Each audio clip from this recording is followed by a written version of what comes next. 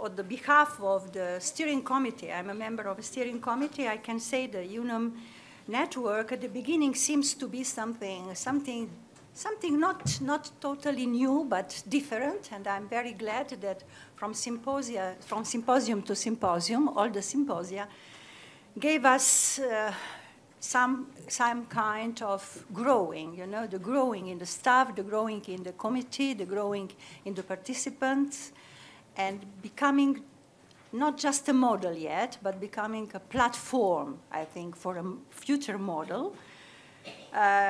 You know, university are dealing with all kind of aspects, but this kind of working, of frameworking, of networking, is probably something that, with different approaches and different technologies, we are giving probably something new at the end, not just transfer of knowledge and mission, but also in the vision, to be really a driving force, as is usually expecting of us. Today, we are continuing with two ladies coming from Helsinki, Taija Swanstrom and Heidi Rontu. I can just present in few words, as you have already probably read the CVs. Taija is a lecturer and coordinator in Swedish in Aalto University, School of Science.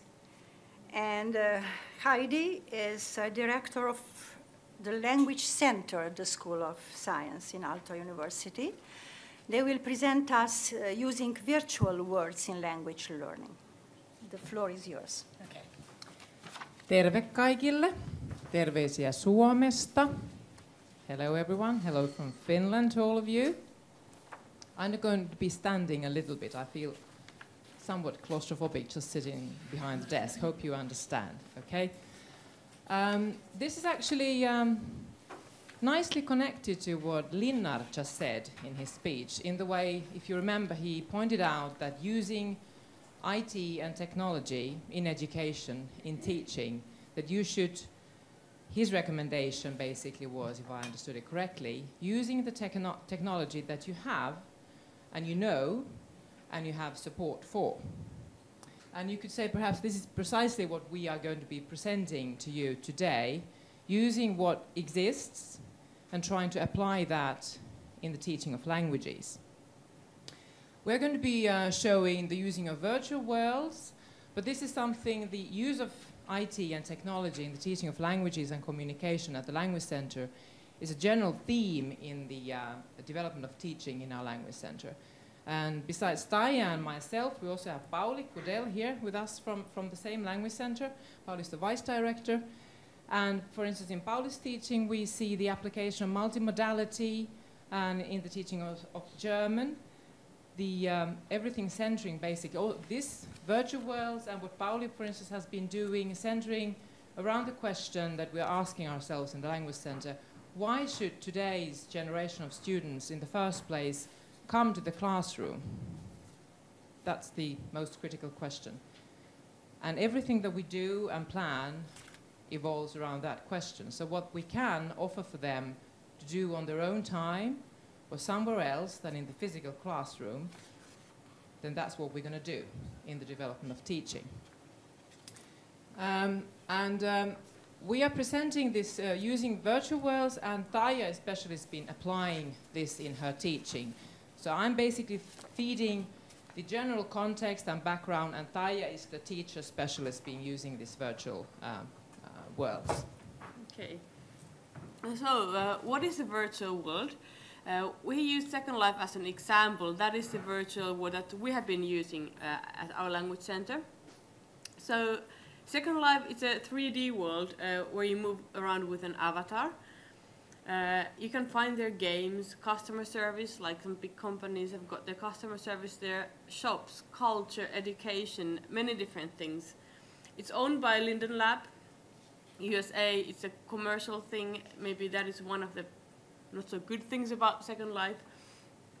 There are also other virtual worlds, but our university has ended up using this one, so that's why we are using it too.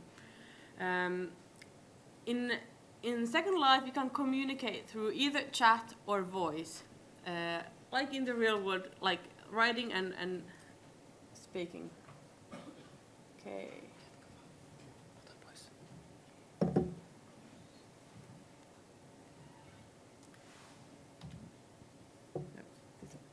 Yes, here's an example about one world in Second Life. This is a Dresden gallery. It's made according to the real one, and you can see all the paintings there, and you can move in the building. Here's my avatar, actually, looking at the thing. I had to go and photograph things. That is only one example of what you can do there.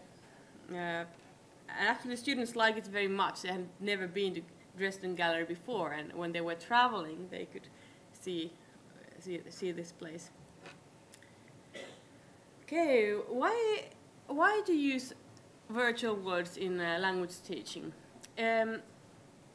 Like, okay, it's only a tool, like a classroom. You have to remember that teaching languages is a core issue. Like, it's like when you go to a virtual world, it's like going to an empty university building. There is nothing. The teacher and the group makes a thing, and the teacher plans what you do there.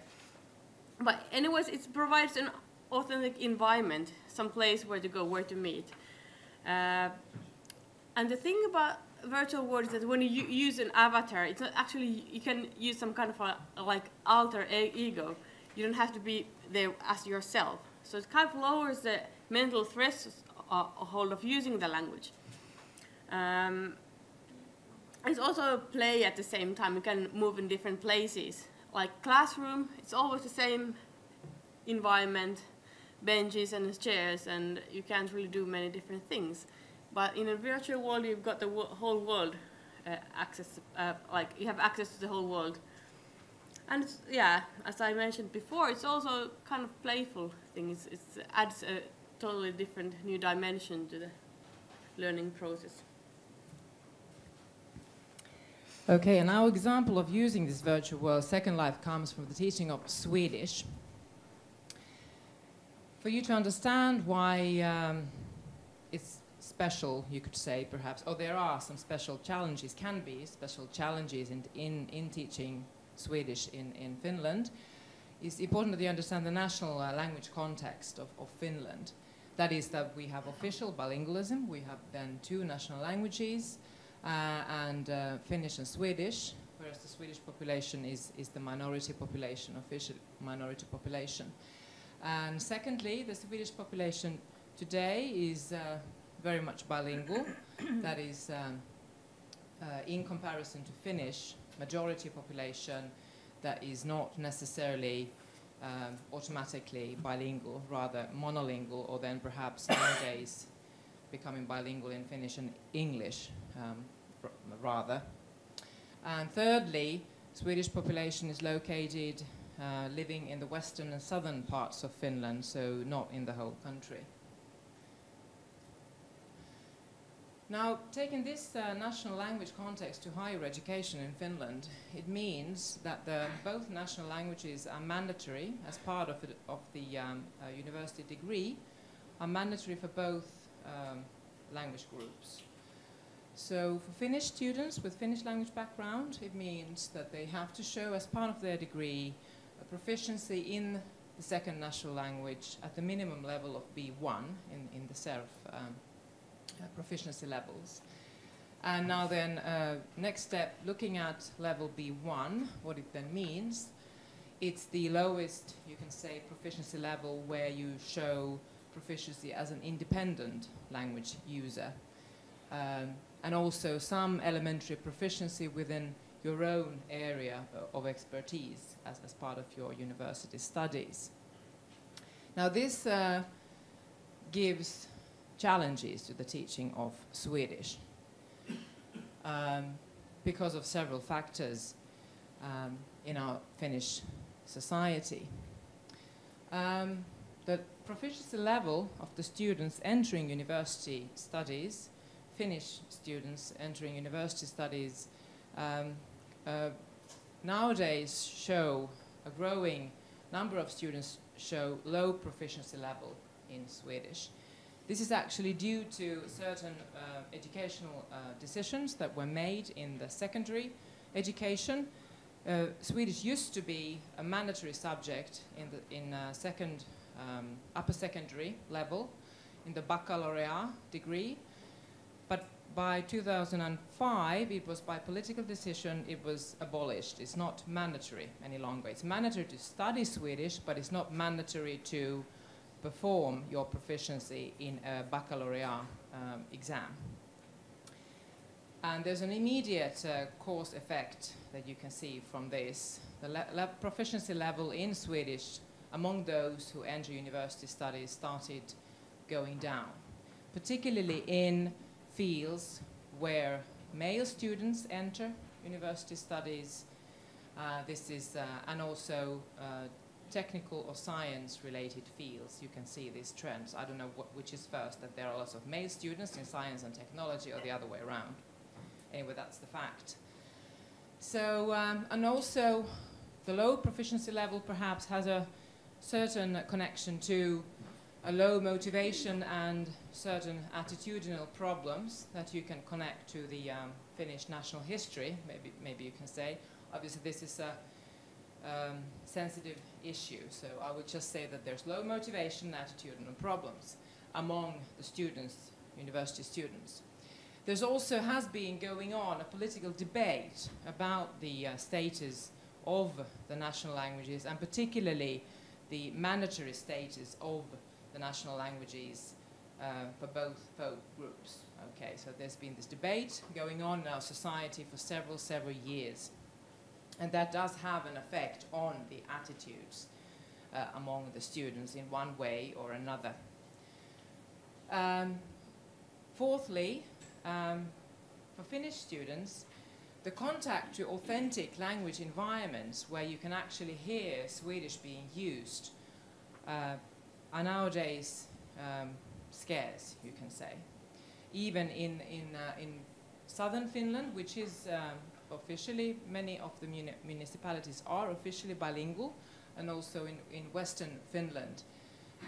For several reasons, one of the reasons perhaps is also the growing bilingualism among Swedish-speaking people, so they will tend to use in official public places perhaps Finnish rather than Swedish, so Swedish is not being heard being used by people in these areas.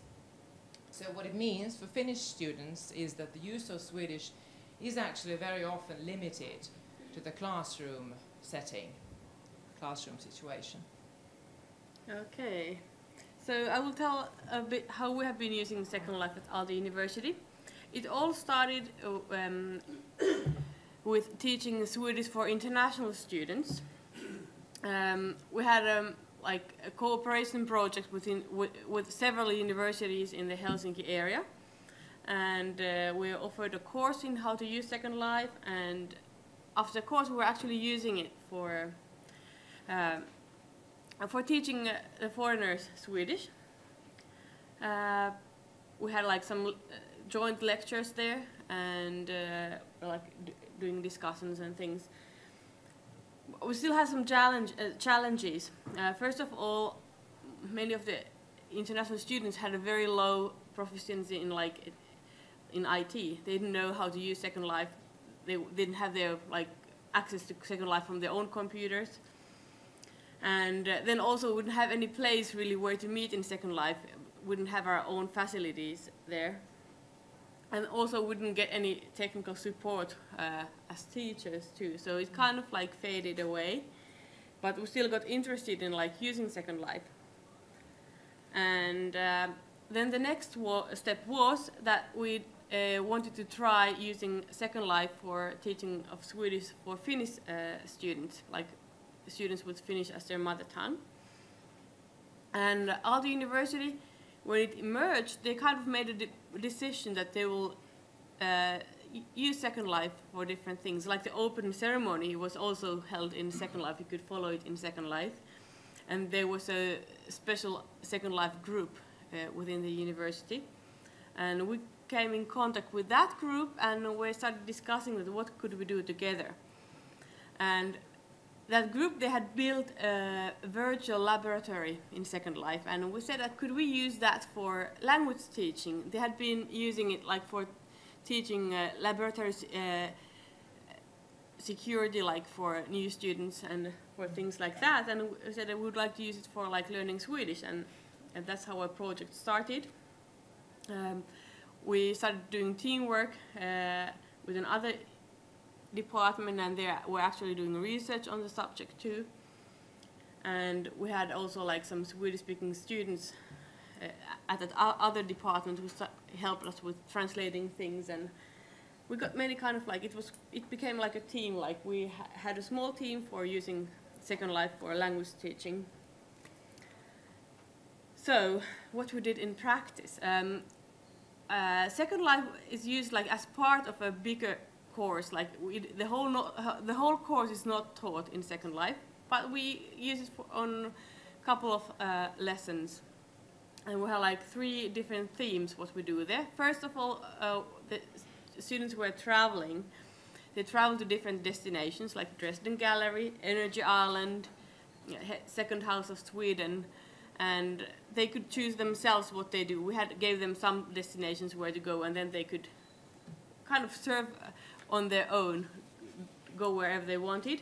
And in that exercise they were using chat. And actually our students, they don't really use chat in Swedish. And like, okay, what would they chat about? In this environment they had something to talk about. They were like, let's go there, how do you like? And they were talking about the things that they saw in Second Life. So it was kind of a very natural way of using the language. Like they had a need and a purpose to use the language in chat. And then we had a role play in the Aalto Lab Life. The students were playing that there was a new worker coming to the laboratory, and then one older worker was showing around like what all kinds of things are there in the laboratory, and the person was telling about laboratory security and what kind of like different things. And this role play they did in small groups, and they were using voice for that exercise. And they actually got a list of words which they studied before coming there, so they actually knew how to call the different things in the laboratory, like microscope and different equipment. And then they actually made a test in the laboratory. There, in the lab life, you can make a test. You grow a virus or something. I'm not a chemist, so I don't know what they really did there, but some kind of exercise. And we got all the instructions translated into Swedish, so they actually did an authentic thing in the laboratory in Swedish, which was great. And actually the Second Life was used for people who study chemistry, so it was their own field, really. So here is a picture of the lab life. It's my avatar flying there again. This is how Second Life looks like. It's like an archipelago, and then you have islands, and on the islands you can build things. And here is now built this lab life laboratory. Here is Second House of Sweden. It's the Swedish embassy in Second Life. It's like a Swedish institution that provides like information about Swedish language. They send teachers abroad. And they have many different things. They have like art exhibitions in this house. They have a table upstairs where you can go and eat Scandinavian food and drink wine and things like that. They have a sauna there and a sailboat and many different things. And the students can go there and just do different things. And here is I'm going to show you a video about the role play. It's going to be in Swedish. Like the students, they made their own avatars, and they could change the shape of the avatar as they wanted, and some of them really found out how to shape their avatars in a very funny way. And you can hear a lot of laughing. So these are all Finnish students who speak Swedish in the laboratory, and they're playing that they're showing around for a new worker. Det ser ut så söt. Ja, du också. Tommy är speciellt söt. Hur mår du? Jag mår bra. Hur mår du? Jag är bra. Jag har så bra dag. Det här är så cool. Vad tycker ni? Ja, det är jättespännande.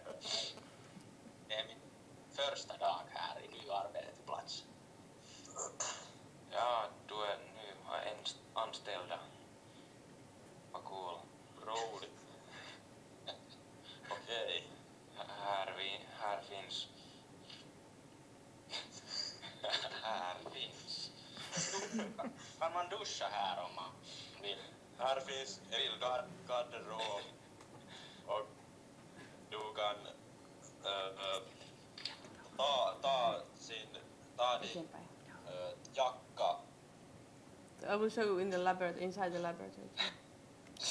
Can you hear at all? Because we were able to put it on the loudspeakers. Can you? Vad är det här rummet? Är det laboratorium eller något? Det här är laboratorierum och här finns Du kan dricka kaffe på skyddshandskar om du vill klä på dig.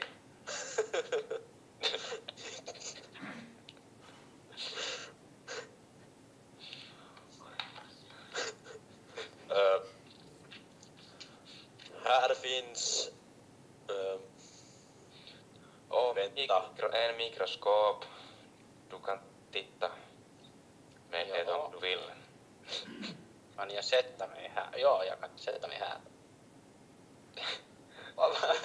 Du kan titta virus på den här på mikroskopet.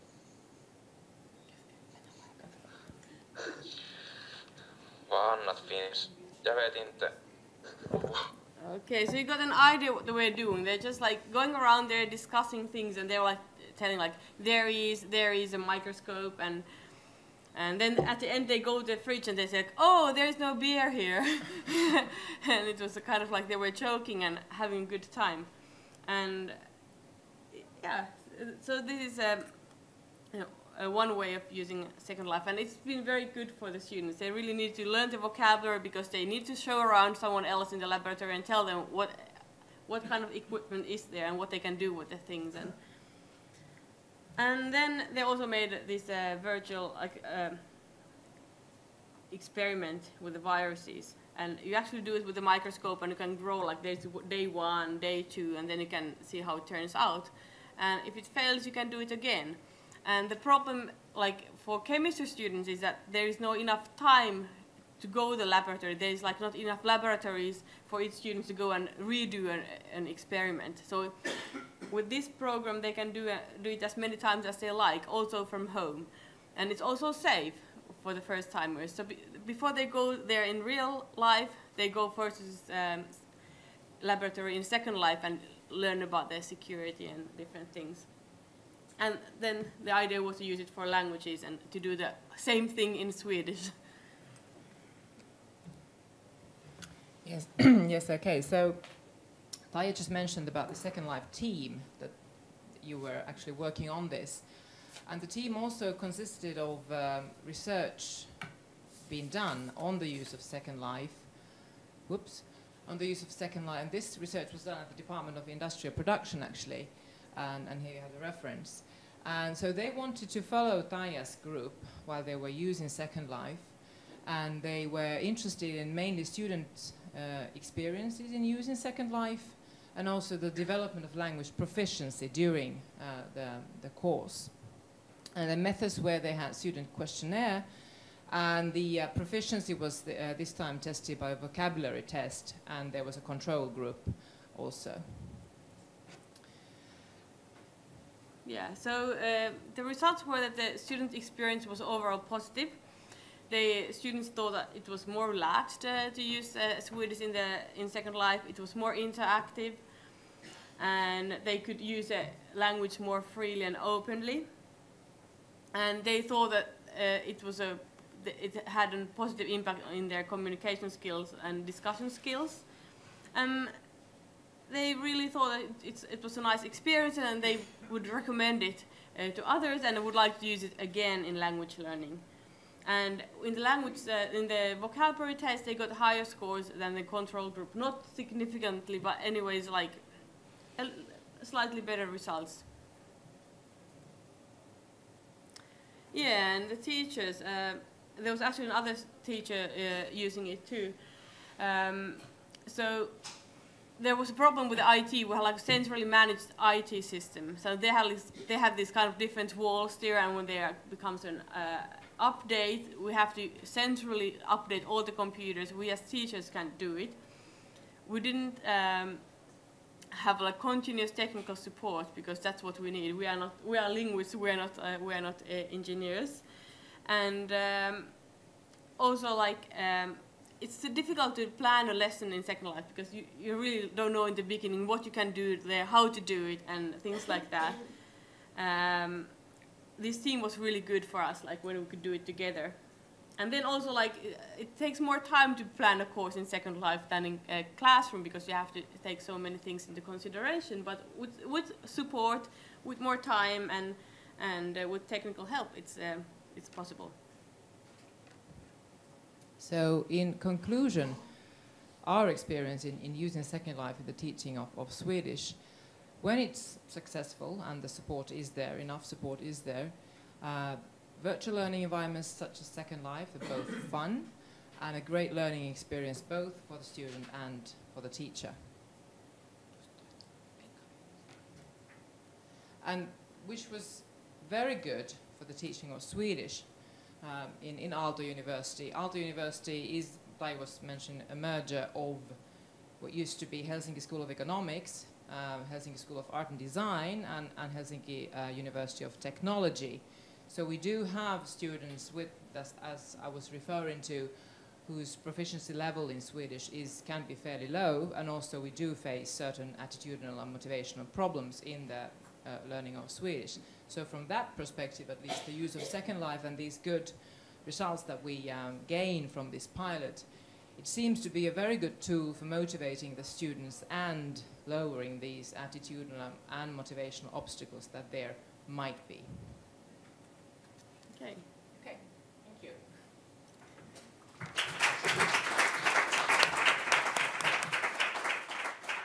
Thank you very much to Taija and Heidi. Sure, it's a good approach to raise motivation for students, and probably I would give just one or two questions, as if the organizer agrees. The end we have a debate, so we can continue later. Yes, please. Well, maybe I put my question very shortly, and it is of a general perspective also. I think it's very impressive that you have two languages on the societal level, which are just given support, financial support, and all these things, and also the states. But I think the term national language or national languages should be put into question as a term, because I think Glyn Williams talked about the nation-state ideology, taking recourse to the 19th century and also 20th century ideologies, and I think it is an ideological term in order to promote monolingualism in a way. So therefore I would like to just eliminate that from our language political discussion. This is an old-fashioned and an ideological term, national language, and and it is of no use any longer. Can I just quickly comment? Yeah. I fully agree. This is just a term from legal perspective. It's in the Finnish law that we have two national languages. That's why it also has an effect, an impact on the higher education. But otherwise, fully agree on the philosophical side of the matter. But we have a terminology given by the Council of Europe. You have the first language, second language, and so on. But you have also neighboring language, lesser used languages, national languages. So everything you can use. It depends on your approach. What is your thinking? It's political or it's not political. It can be both. Yes, thank you for your question.